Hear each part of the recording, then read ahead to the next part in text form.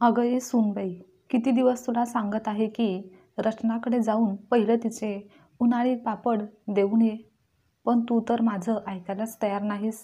रोज मी तुला आठवण करून देत असते, पण तू मात्र रोज काही ना काहीतरी बहाणा सांगून तिकडे जाण्याचे टाळत असतेस. पण आज तुझे कोणतेही कारण मी ऐकून घेणार नाही, असं मोनिकाची सासू तिला जरा रागातच बोलत होती. तेव्हा मोनिका म्हणाली, सासूबाई, तुम्हाला माहिती नाही का, गेले काही दिवस मी किती कामात व्यस्त आहे.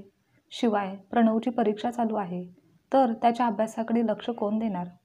तसा तो आता मोठा झाला आहे, पण एक आई म्हणून मला माझं कर्तव्य पार पाडावं लागतं आणि त्यामुळेच मला गेले काही दिवस वेळ मिळत नव्हता. पण आज नक्की ताईंकडे जाऊन त्यांचे पापड देऊन येते. एवढं बोलून मोनिका घरातील इतर कामात व्यस्त झाली. मनात ती विचार करू लागली की नंदेकडे स्वतःची गाडी आहे आणि तिला जर हवं असतं तर ती स्वतः इथे आली असती आणि पापड घेऊन गेली असती. पण तिला तर नेहमी स्वतःच्या श्रीमंतीचा गर्व रुबाब करायचा असतो आणि दरवेळेस ती प्रत्येक लहान मोठ्या गोष्टीतून फक्त स्वतःचा मोठेपणा मिरवायचा असतो तिला. आणि तेच तर ती आतापर्यंत करत आलेली आहे. पण जाऊ दे, मला काय, मी मार्केटमध्ये जाईन तेव्हा तिला तिचे सामान देऊन येईन. मोनिकाच्या घराजवळच्या एक ताई वेगवेगळ्या प्रकारचे पापड छान बनवायच्या.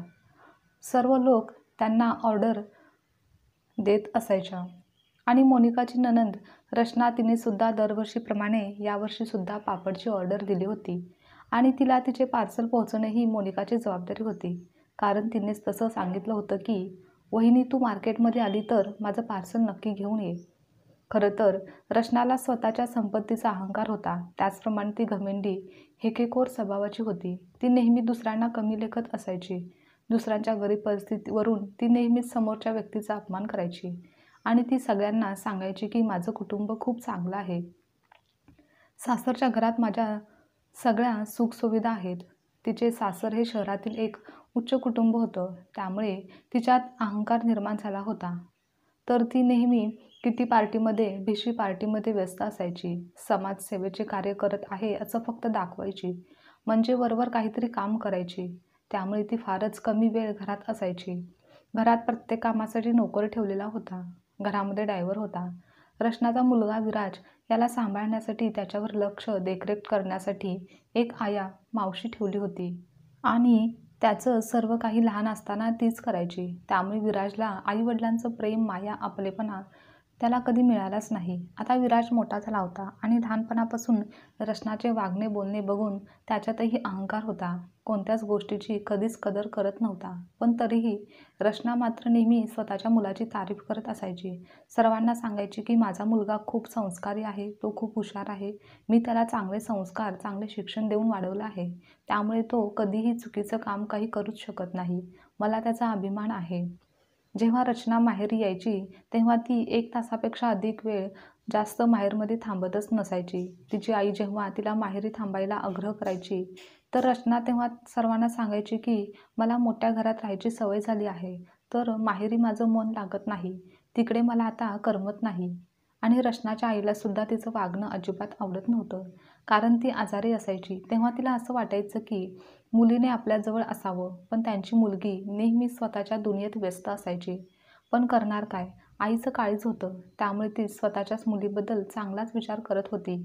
आता त्यांच्या लक्षात आलं होतं की आपल्या मुलीचं वागणं बदललेलं आहे. ती वेगळ्या श्रीमंतीच्या मार्गावर गेली आहे. त्यामुळे ती स्वतःच्या आईवर जास्त प्रेम करत नाही की काळजीसुद्धा घेत नव्हती. जेव्हा दुपारी मोनिका रचनाच्या घरी पार्सल घेऊन गेली तेव्हा सर्व रचनाच्या मैत्रिणी एकत्र बसल्या होत्या. तेव्हा मोनिकाला पाहून रचनासुद्धा खूप खुश झाली. रचना मोनिकाला म्हणाली, अगं ये वहिनी, आज चांगल्या वेळेवर आली आहेस. माझ्या घरी छोटीशी पार्टी आहे. तू सुद्धा काहीतरी खाऊन पिऊन जा, नाहीतरी जेवण करूनच जा. मोनिका म्हणाली, नाही, घरी आई एकटीच आहे ताई आणि मला घरी देखील खूप काम आहेत. हां गं, खरं आहे. तुला तर घरातील सर्व कामं तर एकटीनेच करावी लागतात. कधीही तू पहा, तुझ्याजवळ कुठे वेळ असतो. बरं ते जाऊ दे, फक्त ज्यूस तर पिऊन जा. तेव्हा मोनिकाला देखील तहान लागली होती. त्यामुळे तिने तो ज्यूसचा ग्लास घेतला आणि सोफ्याच्या एका कोपऱ्यावर बसली. तेव्हा रचना जरा जास्त मोठेपणा करून तिच्याशी बोलत होती. आपल्या हाताला सर्वांना दाखवत म्हणत होती की मिस्टर कामासाठी परदेशात गेले होते तेव्हा ही हिऱ्याची अंगठी माझ्यासाठी आणली आहे. मग काय, तिच्या मैत्रिणी कुतूहलाने अंगठी बघत होत्या आणि ते पाहून रचनाला अजूनच गर्व झाला व ती तेव्हा मजा घेत होती. इतक्यात रचनाचा मुलगा विराज कॉलेजमधून तेथे आला होता. तेव्हा मुद्दामच रचनाने त्याला आवाज दिला आणि म्हणाली, विराज बेटा, इकडे ये. डॉली आंटी तुला विचारत होती. मग पुढे येऊन विराजने वाकून नमस्कार केला व सर्व महिला रचनाला म्हणाल्या, अरे वा रचना, तुझा मुलगा तर खूप संस्कारी, शिस्तप्रिय आहे. नाहीतर आजकालची मुलं तर हाय हॅलो करून निघून जातात, पण तुझा मुलगा खूप संस्कारी आहे बघ.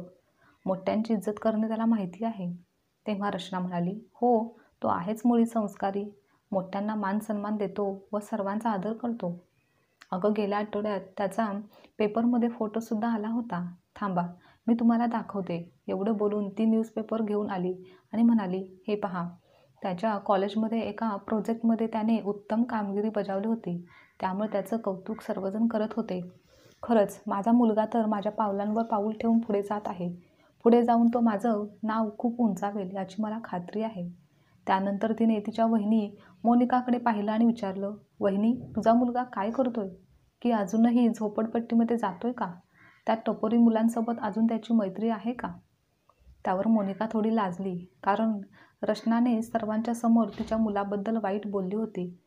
पण पुढे ती धीटपणे म्हणाली, ताई, माझा मुलगा झोपडपट्टीमध्ये टपोरी मुलांसोबत जात नाही, तर त्यांना मोफत शिकण्याचे काम करत असतो आणि त्याला मोठेपणा करायची अजिबातच सवय नाही आहे. आणि हो, माझा मुलगा सुद्धा संस्कारी आहे. माझा त्याच्यावर पूर्ण विश्वास आहे. हे ऐकून रचना तोंड फिरून म्हणाली, काही पण काय वहिनी, मला माहिती आहे तुझा मुलगा अशा टपोरी मुलांसोबत राहिला तर तो काय शिकणार आहे? अगं, झोपडपट्टीत राहणारी मुलं कुठे संस्कारी व चांगली असतात?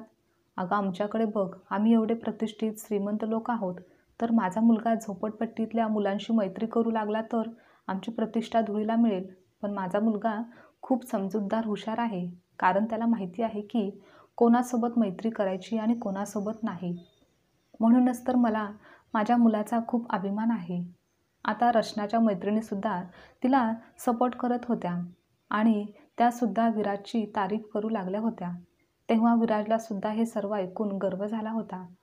पण तेव्हा मोनिकाला वाटत होतं की रचना तिच्या मुलाच्या समोर माझ्या मुलाचा कमीपणा दाखवत आहे आणि एक प्रकारे त्याचा अपमानच करत आहे. इतक्यात त्यांच्या बंगल्यासमोरील काकू आल्या आणि म्हणाल्या की तुमच्या घरात काम करणारी मावशी काही दिवस येणार नाही. हे ऐकून रचना रागाने लालबुंद झाली.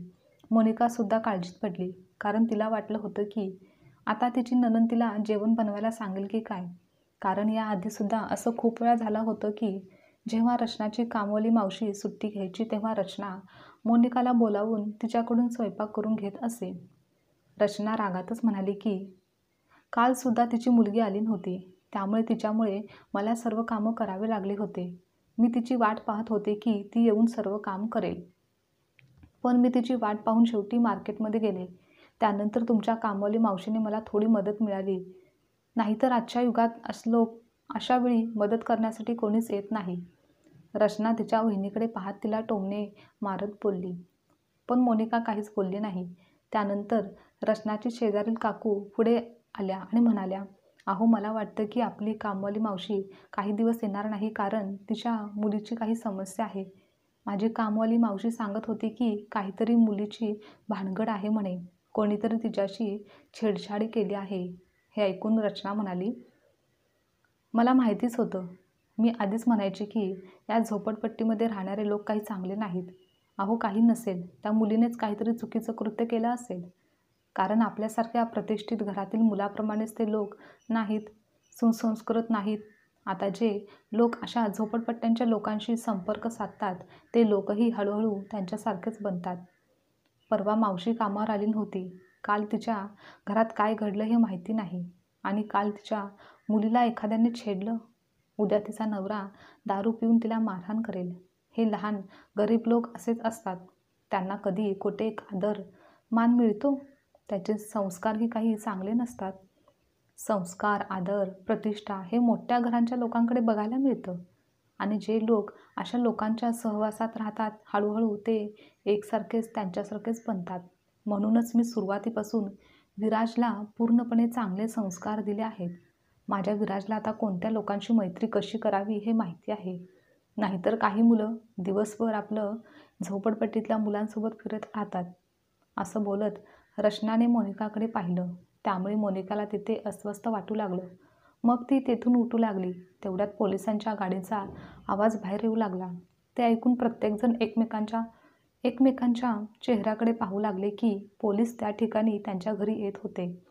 तेव्हा रचना म्हणाली की असेल याच कोणतरी परिसरामधील क्रिमिनल. आपल्याला काय भीती, आम्ही प्रतिष्ठित कुटुंबातील आहोत. इतक्यात पोलीस दाराजवळ उभे राहिले. रचनाच्या सर्व मैत्रिणी आत उभ्या राहिल्या. सर्वजणी घाबरलेल्या होत्या आणि मोनिकाची पावलेसुद्धा अडखळलेली होती. तेव्हा रचना सगळ्यांना आरामदायक आवाजात म्हणाली, रिलॅक्स यार, इन्स्पेक्टर साहेब कदाचित काही कामासाठी आले असावेत. मग ती इन्स्पेक्टर साहेबांसमोर आत्मविश्वासाने उभी राहिली आणि आपले केस मागे फिरवत म्हणाली, बोला सर, आपण इथे कसं काय येणं केलं? तेव्हा इन्स्पेक्टर जाधव कठोर शब्दात म्हणाले, रचनाजी, हे बघा, आम्ही आपल्या मुलाला विराजला अटक करण्यासाठी येथे आलो आहोत. हे ऐकून ग्लास तिच्या हातातून फरशीवर खाली पडला आणि तिच्या सर्व मैत्रिणींना आश्चर्यचकितपणे इतरांचा चेहरा त्या पाहू लागल्या. आणि मोनिका देखील इन्स्पेक्टर साहेब हे काय म्हणत आहेत हे ऐकत होती. तेव्हा रचना रागाने म्हणाली, काहीतरीच काय बोलत आहात तुम्ही? आणि माझ्या मुलाने असं काय केलं आहे की तुम्ही त्याला अटक करायला आला आहात? आता विराजच्या चेहऱ्यावरचा रंग उडाला होता. त्याचा चेहरा फिका पडू लागला होता. तेवढ्यात शीला मागून तिची मुलगी प्राचीचा हात धरून पुढे आली. प्राचीला पाहताच विराजच्या कपाळातून घाम वाहू लागला. हॉलमध्ये उपस्थितीत असलेल्या एकाही महिलेला काही समजू शकलं नाही की नक्की काय झालं आहे. तेव्हा इन्स्पेक्टर साहेब म्हणाले की तुमचा मुलगा विराज याने काल शीलाची मुलगी प्राचीवर बलात्कार केला आहे. हे ऐकून सभागृहात उपस्थितीत प्रत्येक महिलांचे चेहरे आश्चर्याने फुलले. तर विराज भीतीने थरथर कापू लागला आणि दबक्या आवाजात म्हणाला, आई, ती खोटं बोलत आहे. तिला पैशांसाठी आम्हाला ब्लॅकमेल करायचं आहे म्हणून ती हे सर्व सांगत आहे. तेव्हा इन्स्पेक्टर साहेब पुढे आले आणि त्याला जोरदार चापट मारली आणि म्हणाले की आम्ही प्राचीची वैद्यकीय तपासणी केली आहे आणि शेजारच्या घरातील CCTV फुटेज देखील तपासलं आहे. प्राचीला तुम्ही जबरदस्तीने घरात ओढत असल्याचे त्यामध्ये स्पष्ट दिसत आहे. त्यामुळे खोटे बोलण्याचा अजिबात प्रयत्न करू नका, नाहीतर अजून अडचणीत याल. मग पुढच्या क्षणी घाबरून विराज आईच्या पायी पडला आणि म्हणाला, आई, मला माफ कर, माझ्याकडून चूक झाली, मला वाचव. आता मात्र रचनाची काही वेळापूर्वीची तिची प्रतिष्ठा आणि तिच्या मुलाबद्दल बडाई मारत होती, ज्या संस्काराबद्दल सांगत होती, ते सर्व क्षणात धुळीस मिळालं आणि तिची मान शरमेने खाली झुकली होती आणि ती एक शब्दही बोलू शकत नव्हती. तेव्हा त्या शेजारच्या काकूनी पुढे जाऊन प्राचीच्या खांद्यावर हात ठेवला आणि विचारलं, प्राची, हे सर्व काय आहे आणि काय आणि कधी कसं झालं? तर ती रडायला लागली आणि म्हणाली, मॅडम, आईची काल तब्येत ठीक नव्हती म्हणून ती कामावर येणार नव्हती आणि हेच सांगण्यासाठी मी मॅडमच्या घरी आले होते. तेव्हा मॅडम घरी नव्हत्या. मला एकटीला पाहून विराजने दुपारी माझा हात पकडून मला घरात ओढलं आणि माझ्यावर जबरदस्ती केली. नंतर त्याने मला धमकी दिली की जर मी हे सर्व कोणाला सांगितलं तर तो माझ्यावर आणि माझ्या आईवर चोरीचा खोटा आरोप करेल आणि आम्हाला तुरुंगात पाठवेल. घरी गेल्यावर मी खूप रडायला लागले आणि आईला हे सर्व काही सगळं सांगितलं. तेव्हा आईने पुढचा काही विचार केला नाही आणि लगेच तिने मला पोलिसांकडे नेलं. असं सांगताना ती रडू लागली. त्यानंतर पोलिसांनी विराजला अटक केली होती. रचना तर नेहमीच आपल्या प्रतिष्ठेची, श्रीमंतीच्या बडाई मारत होती. समाजसेवेच्या कामात गुंतलेली होती आणि आपल्या मुलाचे खूप कौतुक करत होती. अशी खळबळजनक चर्चा संपूर्ण परिसरात होती आणि तोच मुलगा घराच्या आत अशी गलिच्छ काम करत आहे असं सर्वजण बोलत होते. रचना तिची सामाजिक प्रतिमा सुधारण्यासाठी ती समाजसेवेची कामं करायची. सगळ्यांशी आपल्या कुटुंबाबद्दल, प्रतिष्ठेबद्दल बोलायची. पण मुलाला वाढवायला, त्याला चांगले संस्कार द्यायला व त्याचं संगोपन करायला तिच्याकडे वेळच नव्हता. तिने आपल्या मुलाचे बालपण एका कामवाली मावशीच्या हातात सोडलं होतं आणि तो मोठा झाल्यावर तो कोणाच्या सहवासात होता, तो काय करतो याचा तिला काहीच पत्ता नव्हता आणि शेवटी त्याचा खरा चेहरा सर्वांसमोर आला होता. रचनाने नेहमी तिचा मुलगा आणि तिच्या कुटुंबासमोर इतरांना अपमानित करण्याचा प्रयत्न केला. मात्र आज त्यांना काळाच्या फेऱ्याला सामोरं जावं लागलं होतं. ती कितीही सामाजिकदृष्ट्या सक्रिय असली तरी शेवटी ती देखील कर्माच्या चक्रातून सुटू शकली नाही. तिने आपल्या मुलाचे पालनपोषण करण्यासाठी कोणतेही चांगले कार्य केलेले नव्हते. त्यानंतर हे सर्व पाहून एक दीर्घ श्वास सोडत मोनिका देखील तिच्या घराकडे निघाली आणि ती मनात विचार करू लागली की वर्तमानपत्रात आपल्या मुलाबद्दल बातम्या येत नसल्या तरी माझा मुलगा जे काही समाज हितासाठी करत आहे तो स्वतःच्या समाधानासाठी करतो.